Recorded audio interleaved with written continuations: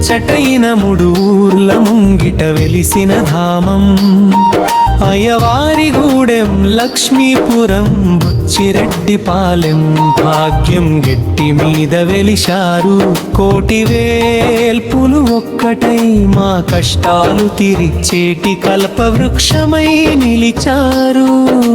ముచ్చటైన మూడూర్ల ముంగిట వెలిసిన ధామం అయ్యవారిగూడెం లక్ష్మీపురం బుచ్చిరెడ్డిపాలెం భాగ్యం గెట్టి మీద వెలిశారు కోటి వేల్పులు ఒక్కటై మా కష్టాలు తీర్చేటి కల్పవృక్షమై నిలిచారు.